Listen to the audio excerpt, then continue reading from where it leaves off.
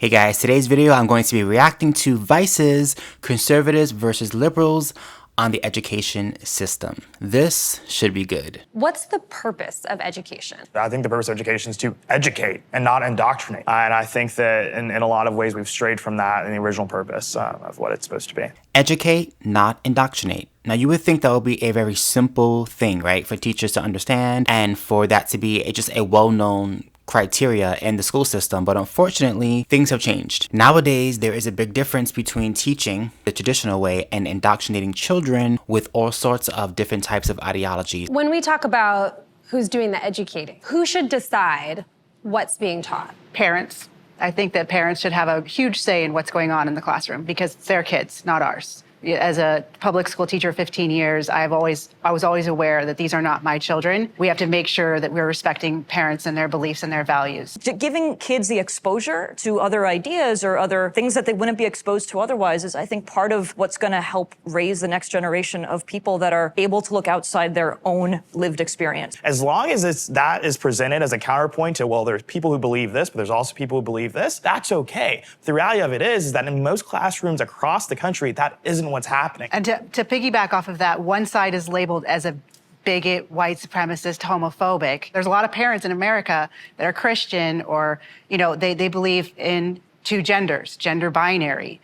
And if you say that as a teacher, especially, you could be labeled as homophobic. I love that he said, it would be nice to have a discussion of different types of ideas, right? Like you have some people who believe in gender non-binary, and then you also have people who believe that there is a binary.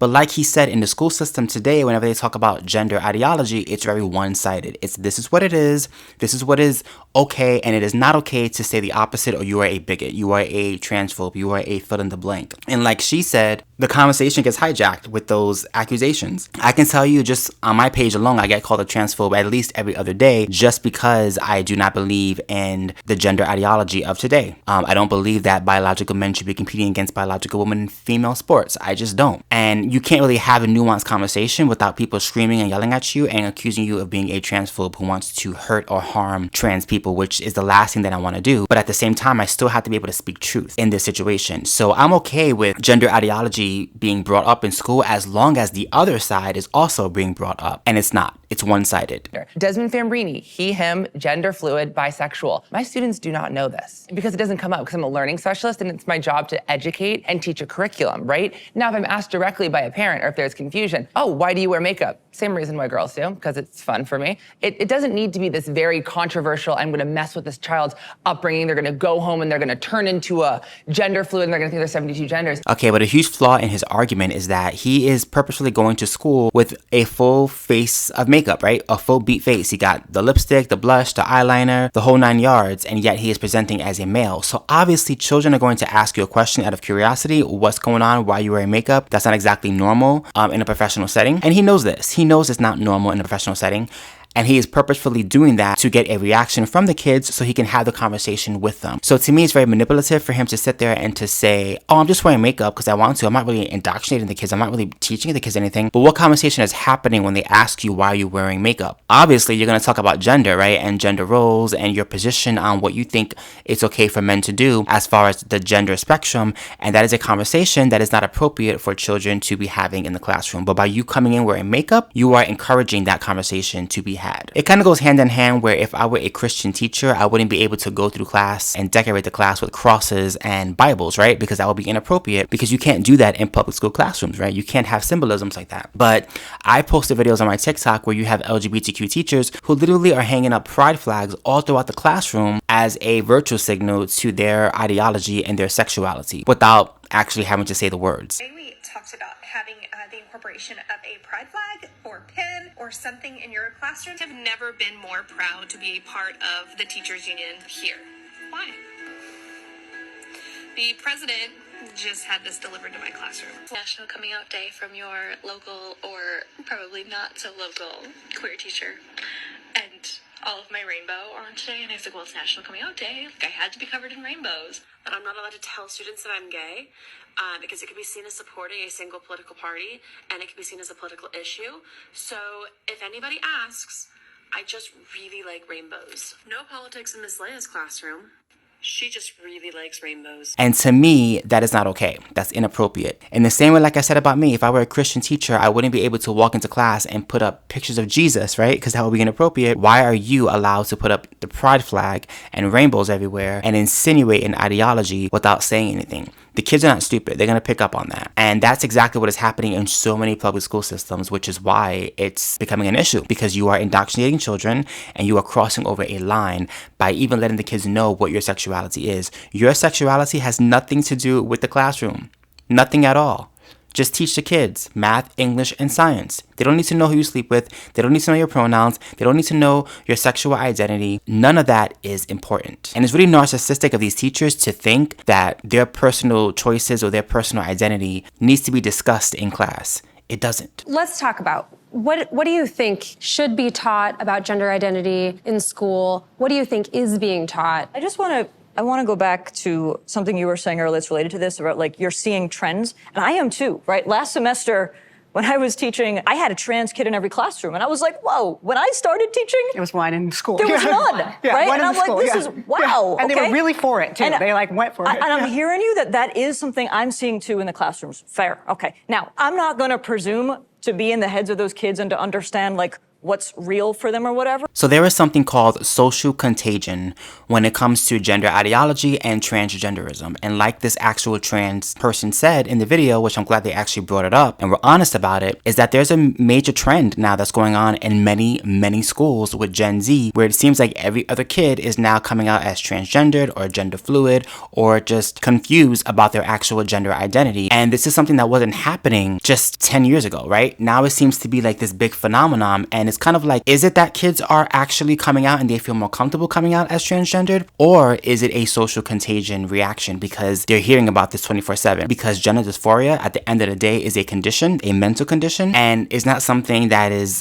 to be celebrated. It really isn't. Just like body dysmorphia shouldn't be celebrated, right? It's a condition. We know based on studies that only 1 out of 30,000 and 1 out of 110,000 people actually will have gender dysphoria. So why are so many more kids in this generation coming out as gender fluid and gender confused? Doesn't make any sense. And it's kind of like, remember back in the day where you had like the emo kids in school or the goth kids, the kids that pretty much colored their hair, they wore piercings everywhere, they wore all black, they wanted to be rebels, they wanted to be different, they wanted to be outside of the norm, they hated the social structure, they were gender benders, they pretty much were outsiders, right? You had guys wearing makeup, painting their nails, they were pretty much the outsiders of school. And then they grew out of it, right? As they got older, they grew up, they grew out of it. That was a phase. Now it feels like transgenderism and gender fluidity is kind of like the new goth, which separates you from the other boring kids. And I do wonder how many of these kids are actually suffering from gender dysphoria and how many just want to be a part of something different and something new.